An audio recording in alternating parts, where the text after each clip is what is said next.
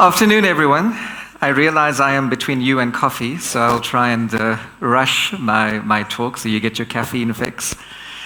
So today, I guess just after the very energetic panel discussion that we all witnessed, I want to be able to just summarize a lot of those points in what I'm going to be talking about. So I guess in a weird way, you already know what I am talking about from what has been said before. And I started off asking this question of, are we ready for phygital banking? And as you'll see as we go through the slides, the question actually for me was not the right question to ask. And we'll figure that out as we go on. Let's just check if this works. So this was somebody in the US. Banks are not just competing with other banks. They're competing against experiences that consumers have when they walk into an Apple store, unfortunately, when they buy a latte at the hip coffee shop that accepts mobile payments. People want a mixture of experiences whilst they are multitasking. And there is a video from, it's a bank, I think in Spain or Portugal, around how they've adopted this idea of phygital banking. And we'll go into what phygital actually means in a bit.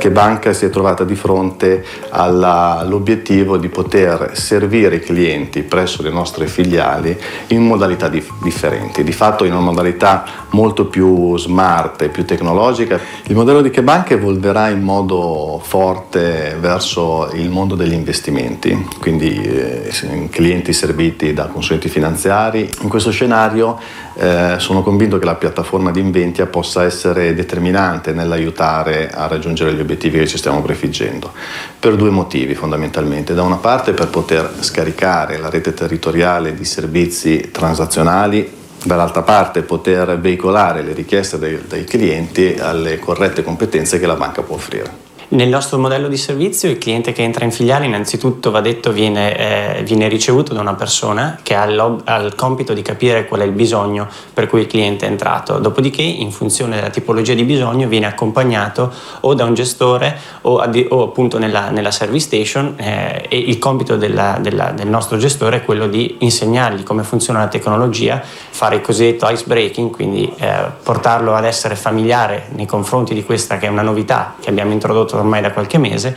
Dopodiché ha il compito anche di avviare la comunicazione con l'operatore, che è il servizio clienti, sarà poi colui che risponde e gestisce la relazione con il cliente. E l'interazione che deve fare poi il cliente una volta che è lasciato tra virgolette solo è un'interazione prettamente umana, prettamente vocale, come se avessi di fronte una persona che si trova in filiale, per cui non ci sono barriere tecnologiche all'utilizzo, perché nel momento in cui mi siedo ho davanti in maniera remota il collega del servizio clienti, ma per interagire non faccio altro che utilizzare la mia voce così come se fossi in filiale. Uno dei benefici che il nuovo progetto ci sta portando grazie alla service station di Inventia è quindi quello di far abituare il cliente che non c'è solo il canale della filiale, ma esiste il canale del servizio clienti e che esiste poi uno strumento, una modalità di appunto comunicazione digitale e umana per mettersi in contatto, e questa modalità di interazione digitale e umana sarà anche poi sviluppata all'interno dell'home banking e della nostra nuova mobile app, dando quindi la possibilità ai clienti di interagire in video chat, quindi in video collaborazione con i nostri operatori del servizio clienti, mettendo quindi sempre più in contatto la sfera digitale con la sfera umana, che poi è la nostra sfida, il nostro modello multicanale che ci connota e dà efficienza sia lato banca ma soprattutto lato cliente. I dati di utilizzo del servizio. Cool. I think we're going to pause there, and I do apologize. I thought the subtitles would be further up, so for those sitting at the back, you would have just seen pictures. The idea behind that video is to highlight that countries are going in this direction of saying, how do we combine the best of both worlds? How do we combine branch networks with digitalization strategies? How do we serve both human beings as well as look after our own employees from a technology perspective to help both the human, whether they are the employee, or the human, whether they are the customer? So phygital banking is some random person decided to group the word physical and digital together. And that's the word that it came out, right? At the end of the day, we've seen Phygital Banking, or Phygital experience, let's rather call it that, in the top picture, right? McDonald's. Seen it before when you walk into a McDonald's branch, right? And you want to be able to go and order something. You have the choice of being able to interact digitally or waiting in whichever queue in order to speak to a person, right? And you've also felt that emotional problem that comes up to say, well, I want to order whatever, a Big Mac, but it doesn't really give me options to customize. So now I need to speak to somebody to help me do something more complicated. Those experiences are exactly the same things that we need to cater for when we are talking about banking, whether it is from a physical perspective or from a digital perspective. You have customer needs that need to be catered for. So, applying Phygital Banking across your life cycle, nice and generic. You have leads that don't bank with you, you switch them over, you onboard them, you go through the KYC process, build that relationship, build up loyalty, build up retention, get your customer to be a promoter, and then if they either pass away or the business fails, or they move on to another bank, right? So typical life cycle.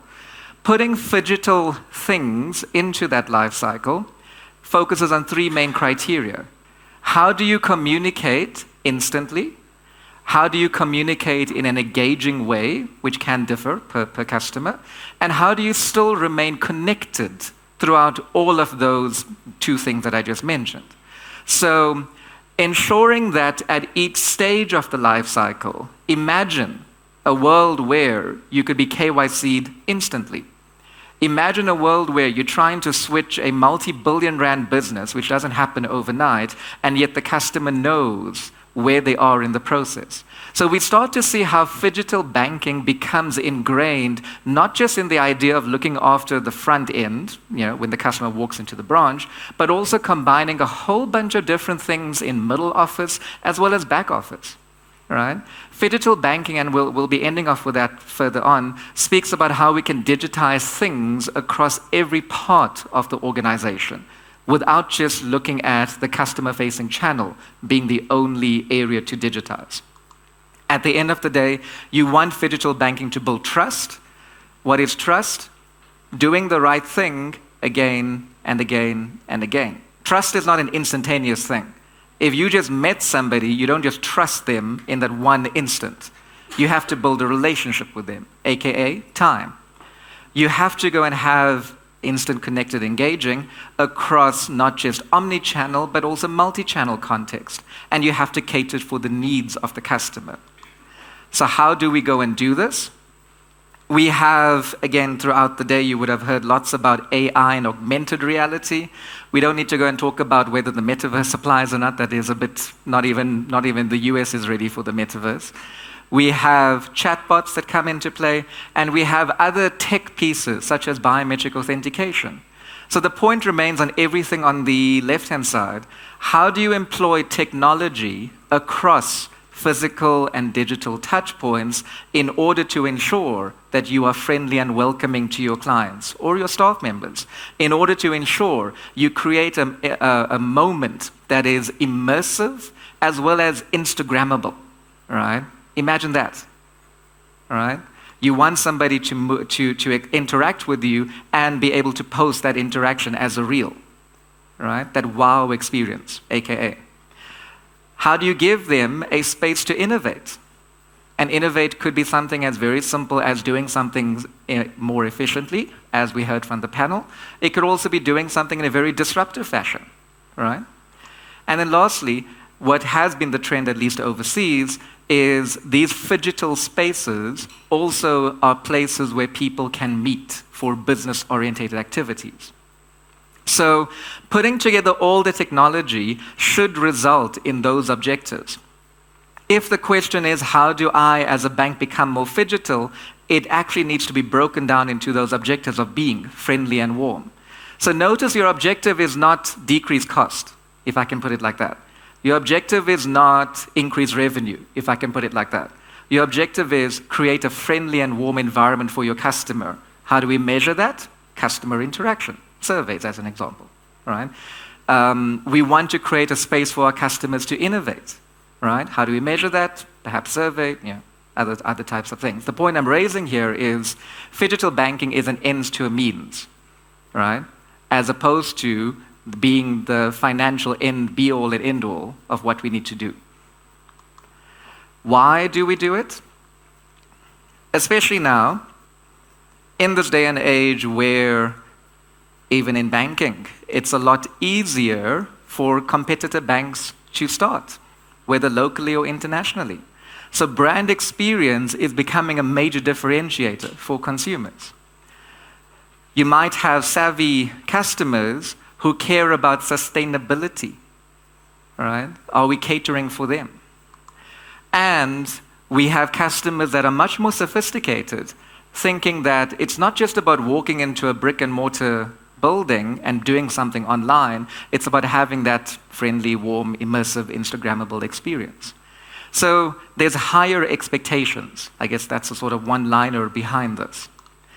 And the benefits of why this happens, and again, we'll see through, again, as I mentioned at the beginning, combining a lot of the different conversations today, you would see a result, an increasing lift in either lifetime value, customer experience metrics. You'll be able to reach a wider target audience. You'll be able to also have lower costs, right? So the benefits are actually quite clear. From surveys, because everybody believes surveys, 4 out of 10, less than half of neobank customers. I had to also go and read up about what is neobank, because I also needed okay, am I getting the right definition here? Less than half of neobank customers use online for all of their online banking needs. For all of their banking needs.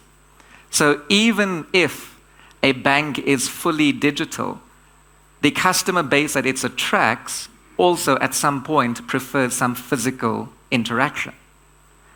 40% of neobanks are integrating Phygital, but they see that as a major challenge, right? And granted, it was very difficult to find stats about SA, but granted that this is a global study, so maybe some or most applicability, but we'll go through SA stats just now.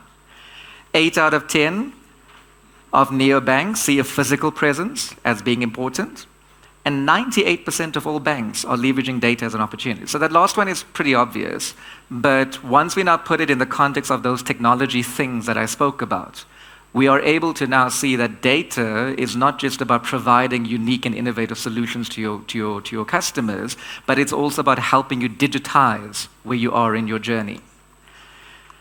SA, Sub-Saharan Africa, is not the highest digitized region, and this is according to 2021, so granted, COVID could have changed this quite significantly, but point remains that it's a small little sliver, I think it's 3%. 3% of the people surveyed use digital banking or have access to digital banking. SA in particular, we know that our customer base, or our citizens rather, have much more penetration stats in mobile as opposed to having a physical laptop or a PC in front of them all the time. So if we are going down this phygital journey, are we enabling stuff on mobile or are we enabling stuff on laptop PCs? And this is in contrast to go and say that from a banking index perspective, we, according to that study, have the second highest digital bank index, meaning that when you score SA according to platform, according to customer orientation, according to digital innovating and implementing digital strategies, we scored the second highest. So the point behind all of these is that something is not adding up. We have the environment to go digital, and yet, similar to what was mentioned in the panel, customers are still preferring some mixture of not 100% digital, but also not 100% physical, right? Pre- and post-COVID behavior, things are significantly more digital post-COVID, but they have regressed to the point where there's now a balancing act. Before, we might have had more people that wanted to go into a branch. During COVID, it was the only option available. Now that things are more back to normal, we haven't got back to those old stats. We actually have met a new normal, right? So The question still remains to go and say, are businesses, are banks ready for this? Are consumers actually ready for this? So from a banking perspective, what does being phygital actually mean? We need to focus on customer experience. And what I've seen across not just the world of academia, but also then in practice, that we are, as a sector, at the early stages of the journey of understanding, truly understanding what customer experience actually means in all contexts. Globally, this idea of a CXO is also fairly new as a C-suite role. How many organizations have a chief experience officer, right? So we are getting there, but the, let's call it implementation, is a bit lagging behind. In order for us to truly get customer experience right, it's not about digitizing and going fully digital, it's about digitizing what needs to be there. So understand your customer journey, dive into what those journeys are, listen to their voice, hyper-personalize, simplify their experience, and create a culture of customer experience. All those things are the recipes that's available for everybody to do. And yet, there are challenges for certain organizations to do them or not do them. All right? So customer experience is only one part of the puzzle to actually become more phygital. If we're focusing on customer experience, we actually are focusing on a lot of things together. So we actually need to truly dive into something that delivers the biggest bang for buck. Do we have, part number 2, the corresponding products and services for us to be digital or phygital, right? Again, you have neobanks that have been coming up in South Africa, and they've, in a good way, been increasing that competition and that journey to offering fully digital solutions, right? As a result of that, it is good to go and see increased competition, which results in more efficiencies, which results in innovation, and at the end of the day, helps the customer. So I think on the product and services side, we actually are doing really well as a sector. Customer experience, there's some work to be done there. Operations and technology, probably the oldest, or the most mature rather. Very easy, right? Spend money and buy tech. But as you've again heard through a lot of the conversations today, it's not that easy to just go and replace tech. Because if you buy tech today to solve a problem today, another competitor creates another piece of tech that you now need to move onto as well. So like you kind of just spend money infuriating your employees because first you were on whatever, then you got onto Microsoft Teams, then you went onto IBM something, then you know.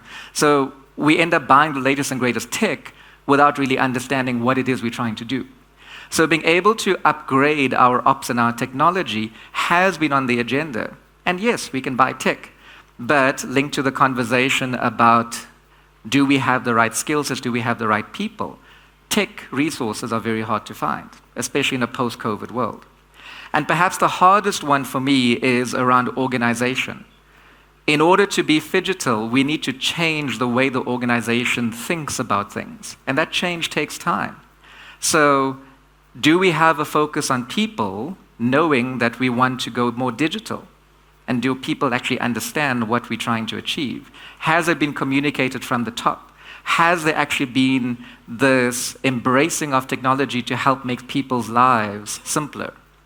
So these 4 elements speak to what are the key components of being phygital. And as I mentioned to you, I went through this pretty quickly. The idea behind today was not to go and say at the beginning, are we ready for phygital banking? But actually to go and take a very reflective view of saying per organization, where are you on the phygital journey? If you were to score yourself against organizational transformation, against ops and technology, against customer experience, against products, most of the time we score very well on certain things, right? Or hopefully we're doing well on certain things. It also forces us to be very real about saying if our customer base wants either the ATM experience or they want the digital experience, how do we cater for them? So as I mentioned today, this was just more about a summary of what you've heard throughout the day. And I think just my sort of final thought to leave you with is the goal, as I mentioned at the beginning, is not to become phygitally enabled. The goal is to actually create customer experiences that go back to those objectives: friendly, warm, inviting, immersive, and Instagrammable. That's it, nice and short. Coffee is outside. Thanks.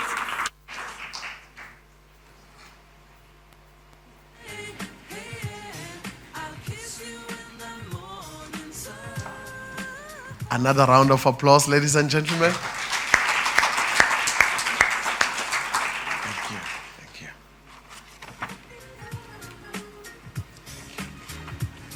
Thank you kindly.